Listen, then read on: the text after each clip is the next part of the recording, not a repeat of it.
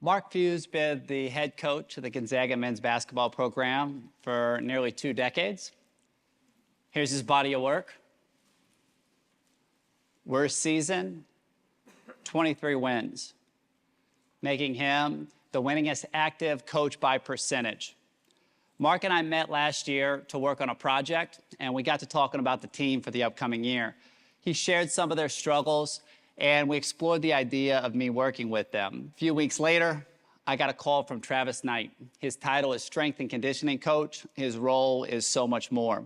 Travis explained to me what his vision was and that they wanted to have an anti-speaker, someone to come in and not the typical you speak, we listen model, but someone that will ask questions and help them find their voice. Once we did that, we started to talk about the initial focus. And these are the 4 bullets that Mark and Travis wanted to attack with the team. So the first meeting, as I do with any team, I gave them this handout. They wrote all their answers down on sticky notes. We divided the whiteboard into 2 columns. And just like most teams, all of their issues went to the human side. That gave them some buy-in. We discussed how Brad Stevens built Butler and how Jay Wright built Villanova. Now, the Villanova message really resonated with them because they played Villanova the year before, and they felt what it felt like to play against a team that connected. Mark Few said to me that they out-zagged the Zags. That was his quote. And so we developed a plan, and I was going to come back right before the conference season started, and then I'd come back right before March Madness. In between my visits, Travis would host PGMs. PGM stands for Personal Growth Mondays. We presented that to the 4 influencers of the locker room. They bought in under one condition. They could start by setting goals. Show of hands, how many of you all are conflicted with setting goals? Anybody in here? The Gonzaga staff would say the same thing, but because the players said, hey, we wanted to set goals, we're going to follow their lead. So the first PGM, they wrote down what they wanted to accomplish for the year. As soon as they said they wanted to set goals, I thought of a video. I shared it with Travis for him to share with the team.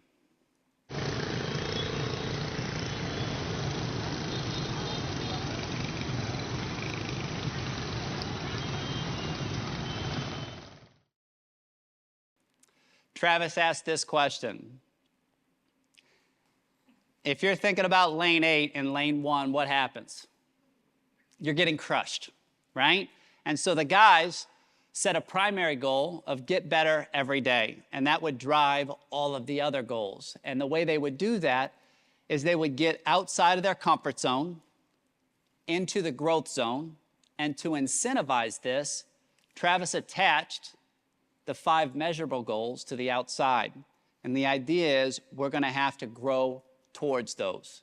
The team was bought in, and so we wanted to show different examples of what it looks like to acquire skill. So we pulled from an interview that I did with Daniel Coyle. How many of you all have read The Talent Code? It's a wonderful book about skill acquisition. And Daniel went across the world to talent hotbeds, places that produce statistically impossible results of talent. And he asked a bunch of questions. How has it happened? And one of the questions he asked was, why are the Japanese better than the American kids at math? And the reason we wanted to use that example is because Gonzaga's best player, Rui Hachimura, was from Japan. So anytime we could culturally connect the message, we were going to try and do that. Here's what the study found. Right, it was a great educational study. It was, they were trying to investigate the question of why the Japanese are so much better at math than the US kids. And they had video cameras in the classroom and taped them for quite a long amount of time. It was an 8th grade algebra class, and it turned out that in the American class, the students were actively struggling. And think about it in the sweet spot here, actively struggling, stretching, reaching 2% of the time. In the Japanese class, they were actively struggling 40% of the time. 40% of the time. In some cases, the teacher would give them the wrong answer, so they would struggle more. They absolutely were honed in on spending more time in the sweet spot, so they learned more. It's not magic, it's brain science. So what does this show? Struggle is a biological requirement for greatness. Now, when Travis showed this, he then asked this question: how good are our coaches at making you struggle? And the guys said, really fucking good. And that helped reposition coaching. And the idea was, instead of thinking I'm doing bad when we're struggling, we wanted to think I'm getting better. And that's a totally different energy. And that was the takeaway for the first PGM. We have to grow towards our goals. And any example we could find that would help show what that looks like, we were going to show that. So in 2017, when Gonzaga went to the Final Four, they were in a film session, and guess who walks out? Kobe Bryant. So they sat down with Kobe and had a Q&A with him. And some of the guys in this picture were on the current roster, so they understood how Kobe approached his work. So the second PGM, when they walk into the room, Travis had a copy of Kobe's new book on the seat of every player's chair. And everybody got one of those, and there was no homework. It was just for you to self-explore. And then Travis would have sidebar conversations with the guys. He then flashed this up on the screen and said, are you a player that loves to win or hates to lose? Just a show of hands in here. How many love to win? How many hate to lose? Travis asked this question: what do you think Kobe is? They all thought he was hate to lose. Take a look.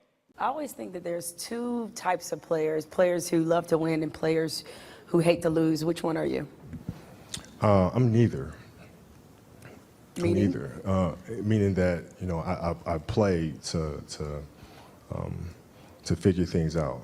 I play to learn something, right? Because I think if you play with a fear of failure, or you play with the will to win, or that supersedes the fear of failure, I think it's a weakness either way, right? Because if you play with the fear of failing, you'll have the pressure on yourself to play, you know, to capitulate to that fear. If you play with the sense of I want to win, then you have the fear of what happens if you don't.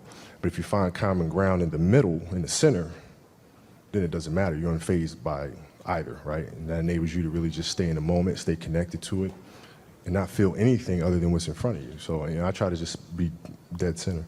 So a lot of people in general are afraid of failure. How did you become one of those people who doesn't seem to be afraid of failing?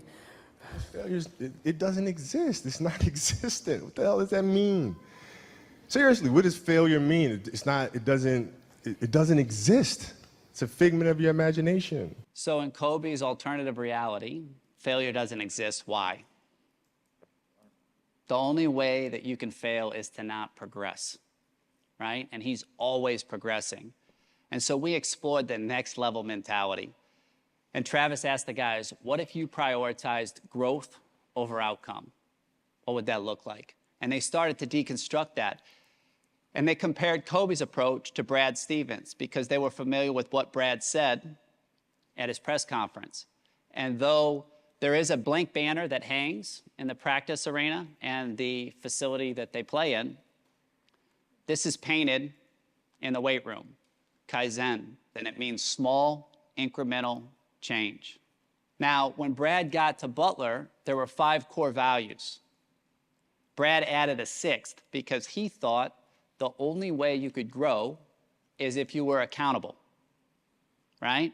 And that was the next conversation that Mark Few wanted Travis to have. So Travis and I brainstormed how we would approach that conversation, because what we didn't want is we didn't want the PGMs to ever feel like propaganda from the coaches. And then the second is, how do you talk about accountability without it undermining the family feel that they were generating, right? And so here's what we did. We divided the team into 3 groups. And then Travis assigned each one of these to a group. And the task for each group was they had to create a pros and cons list, and then they had to present it to the team. If you do this with your team, here are some of the answers that you're going to see. So the pros and cons of a coach police team. The key takeaway here is the coach's presence is required. That limits you. The key takeaway from the team police teams is when coaches say, control what you can control, your teammates' behavior isn't directly in your control. So that could be a mixed signal. But peer pressure is a powerful influence. The key takeaway for self-police teams, obviously prepares you for life, but sometimes we grade ourselves different than we grade others, right? The biggest takeaways for the team was, we need all three. And the biggest that I learned from them was the quality of the relationships determine the quality of accountability. Quality of the relationships determine the quality of accountability. So this PGM led the team right into the most prestigious preseason tournament in NCAA college basketball, the Maui Invitational. Up until then, the conversation around the country was, who would win, the Duke Blue Devils or Cleveland Cavaliers in a game, right? And then the second question was, how good is Zion? Well, Duke and Gonzaga met in the championship, and Gonzaga won. The conversation shifted to how good is Gonzaga, and then how good is Rui.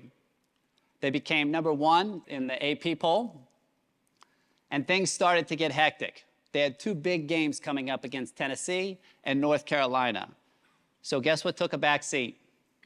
The PGMs. They had to shore up their basketball deficiencies. So the guys joked it went from personal growth Mondays to personal growth to be decided. And they ended up losing to Tennessee and losing to North Carolina. That was right before my second visit. So when I came for the second time, I sat down with the 4 influencers, and they talked to me about how when PGMs became PG-TBD, it felt like it became a secondary objective. And that space meant a lot to them.